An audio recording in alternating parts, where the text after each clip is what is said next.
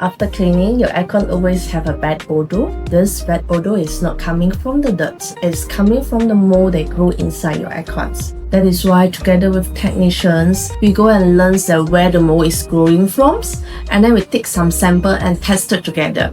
The result is actually an enzyme-based solution. It can be activated with the water and you spray everything onto the coil. This is where the mold always grow. If accessible, you can spray it at the drain pins too. But for the sensitive electronic area, try to avoid on it. So now, after you spray on it, you let it work and then switch to fan mode to dry it. There is no fixed schedule and you use it when you need it. It depends on your environment. And this is a real product that we built to solve on the real problems.